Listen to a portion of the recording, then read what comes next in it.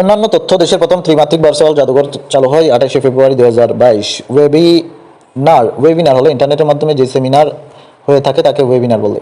চতুর্থ শিল্প বিপ্লবের অপর নাম ডিজিটাল বিপ্লব। চতুর্থ শিল্প বিপ্লবের অন্তর্ভুক্ত বিষয়সমূহ আর্টিফিশিয়াল ইন্টেলিজেন্সের প্রয়োগ, ইন্টারনেট অফ থিং বা আইওটি এর প্রয়োগ, রোবোটিক্স, স্মার্টফোনের মাধ্যমে তথ্য প্রযুক্তি খাতের পরিবর্তন, জৈব প্রযুক্তি, কোয়ান্টাম কম্পিউটিং, ভিডিও কনফারেন্স, জিন প্রকৌশল ইত্যাদি।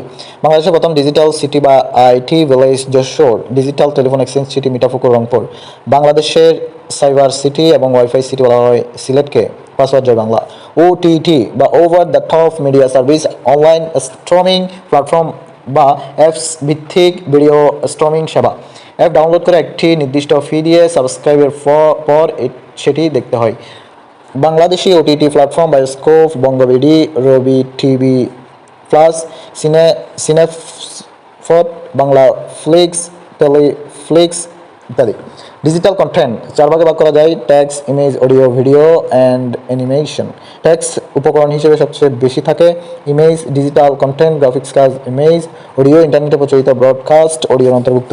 ভিডিও স্ট্রিমিং যখন কোনো ভিডিও ইন্টারনেট থেকে কম্পিউটার হার্ড ডিস্কে সেভ না করে সরাসরি সেই ভিডিও দেখাতে ভিডিও স্ট্রিমিং বলে দেখাকেই। অর্থাৎ ওয়েবসাইটে কোনো ভিডিও সরাসরি প্রচারই হলো ভিডিও স্ট্রিমিং। কয়েকটি ভিডিও স্ট্রিমিং যেমন Netflix, Prime Video, Disney Plus, iflix ইত্যাদি।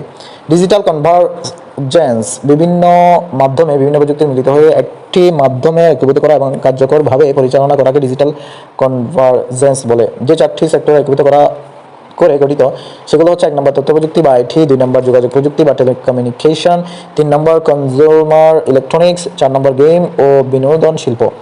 উদাহরণ: এক্সবক্স মাইক্রোসফট কর্পোরেশন আইটি এর সাথে বিনোদন শিল্পের একীভূতকরণ। আইপড অ্যাপল কর্পোরেশনের আইটি এর সাথে টেলিকমিউনিকেশন শিল্পের একীভূতকরণ।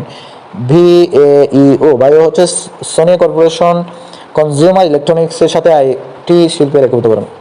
একদেশ বাংলাদেশের প্রথম ক্লাউড ফাইন্ডিং প্ল্যাটফর্ম। এই প্ল্যাটফর্মের একজন ব্যক্তি যে কোনো সময় যে কোনো জায়গা থেকে যে কোনো ব্যক্তি বা প্রতিষ্ঠানকে আর্থিক অনুদান বা তহবিল যোগান দিতে পারবে। এক দেশ আপনার কাঙ্ক্ষিত ব্যক্তি বা প্রতিষ্ঠানের কাছে মোবাইল ব্যাংকিং কিংবা কার্ড সহ যে কোনো উপায় ব্যতীত অর্থ নিরাপদ ও নিশ্চয়তার সাথে পৌঁছে যাবে।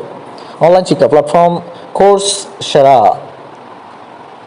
Skill share, Udemy, Google classroom, Zoom, Google Meet ইত্যাদি। MOOC massive open online courses MOOC। Ride sharing service হচ্ছে পিকমি, ওভে, পাঠাও, উবার, সহজ। বিশ্বের সবচেয়ে বড় ওয়েব পোর্টাল চালু হয় 23 জুন 2014 সালে, সহায়তা করে A2I বা অ্যাক্সেস টু ইনফরমেশন। উত্তরণ অ্যাপস নারী ও শিশু নির্যাতন প্রতিরোধে সভা, সেমিনার, প্রশিক্ষণ ও সচেতনতা কার্যক্রম পরিচালনা। আমার ঘরে আমার স্কুল করোনাকালীন সময়ে অনলাইনে দেশের শিক্ষা কার্যক্রম পরিচালনা করার প্রক্রিয়া। কার্যক্রম পরিচালিত হয় সংসদ টেলিভিশনে 29 মার্চ 2020 থেকে। জাতীয় পরিচয়পত্র বা NID যাচাই করার গেটওয়ের নাম হচ্ছে পরিচয়। চালু হয় 2019 সালের 17 জুলাই।